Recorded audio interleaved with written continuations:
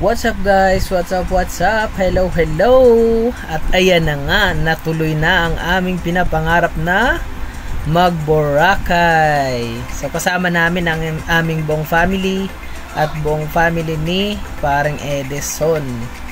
So yan, sumakay na kami ng eroplano dyan. Kasama namin ang aming pamangkin na maganda na si Ate Jaya.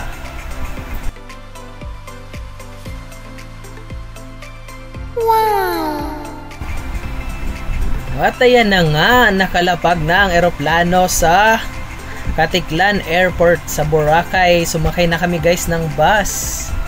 Ayan, tapos dumiretso kami sa Island Star Express na nagsundo sa amin mula sa Katiklan hanggang sa papunta na ang aming hotel. So sumakay na kami dyan ng bangka. At ayan na nga, muntikan pa kaming mabundol. Oh my God! Muntikan na. Buti na lang, naging maingat kami. At ayan, nakarating na kami sa aming hotel, guys. Hotel. Moment of truth. Ayan ang aming kwarto. Pagkadating namin, guys, naghanap kami agad ng makain. At ayan, pumunta kami sa bagong-bagong 7-Eleven. Bagong-bago yun, guys. So, tapos dumiretso agad kami sa beach para masilayan ang kagandahan ng Boracay. So, ito na pala ang day 2 namin guys, no? So, breakfast buffet kami dyan sa La Carmela. So, yan, mag-add ka lang ng 100 pesos, meron ka ng breakfast buffet. Yan. Masarap yung pagkain dyan guys. Tapos, diretso na kayo mag-swimming after mag-breakfast. Kita nyo naman guys, napakaganda ng dagat natin dyan. Kilala talaga yung Boracay. So, dyan nakilala yung Boracay sa pinong-pino at maputing buhangin at saka mala crystal blue na dagat. Ayan, no? Ayan, tuwang-tuwa yung mga bata. Crystal blue na dagat. Tapos, activity number 2 namin is yun ang mag-ATV kami, guys. ATV. So, ang babayaran mo lang dyan is 1,100 per adult. Kasama na yung helmet diving. So, yun yung inuwan na namin dyan guys, yung helmet diving. So kailangan yan. Yung speedboat dyan, napakabilis tumakbo nyan. Kala mo naka-aerox, napakabilis. Ayan, ang ano lang pala dyan is kami lang ni JD, ni Kuya JD, kaming dalawa. Ayan, o si Maring Giselle, si Gian umakyat.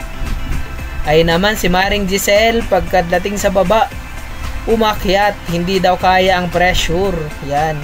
So kami dalawa na lang ni Kuya JD, burger. And daming mga fish dyan, no? Ang ganda sa ilalim, sobrang ganda. So gamit ko pala dyan guys, pag capture ng underwater video na yan is ang ating camera na Osmo 360. So papunta na kami yan guys sa mainland. Kasi yung sa hindi pala nakakalam, yung Boracay pala is island lang pala siya na maliit, na malapit lang din naman sa mainland. So ayan, after namin makadating dyan, nag-ATV kami agad. First time namin mag-ATV. Kasama namin si Asher. Si Asher ang kasama ko kasi hindi pwede si tatlo sa isang ATV. So yung parang truck yung sinakyan namin tatlo ni Asha at saka ni Mrs. Tapos nasa unahan namin sila Kuya JD at saka si Ate Jaya. Mga first timer lahat naman nag-enjoy sa ATV na yan, no? Si Ate Jaya at saka si Kuya JD laging nasa damuhan na napupunta. Paborito ang damuhan, lagi napupunta doon kasi nga daw tigas daw, sabi ni Ate Jaya. Zipline, ayan, no? Napakaganda, solid yung ilog dyan guys. Ang ganda, promise, di kayo magsisisi. So kasama pala lahat yan sa sa mga activities na binayaran nyo do sa 1,100 yan. Kasama yung lahat sa mga activities na yan. May cliff diving, may kayak, only slide, meron dyang monkey slide din na basta mag-enjoy ka dyan. Dyan pa lang maubos na yung oras mo sa ilog na yan. Maganda din naman dyan, no? Cliff diving, sarap. So, ang mag-enjoy lang dyan guys, sa mga kagaya ko na mahilig tumalon. Okay? After nga pala namin magpakapagod doon sa ilog, kumain na kami ng crabs dahil birthday ni pare. Ayan, nagpaapoy na si kuya. Ang sabi nga ni Mari dyan, yan crabs on fire. Umaapoy na crabs. Masarap naman dyan guys. Masarap siya. Kaso medyo pricey lang. Pag hindi kaya, hindi wag doon. Medyo mahal nga lang. Syempre hindi natin pinalampas yung fire dance na sikat din sa Boracay, yung fire dance. Yan, makaganda. Nakakaaliw dyan guys. Itong pinanooran namin na to is sa Station 1 kasi meron yung 3 station ng Boracay.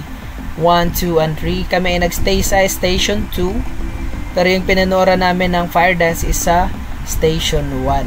Ayan. So day 3 na to guys. Last day na namin to dito sa Boracay. So sinulit namin. Buo kami dyan lahat. So medyo hindi na magandang panahon dito guys kasi may parating na super typhoon.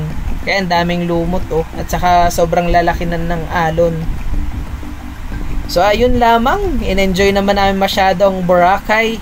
Maraming salamat sa inyong panunood at walang sawang pagsuporta. At ayan, swimming pa nga pala kami dyan sa sa La Carmela pool. Kung kailan last day saka nag-swimming sa swimming pool. Yun lamang, have a great day. Bye bye, pauwi na kami.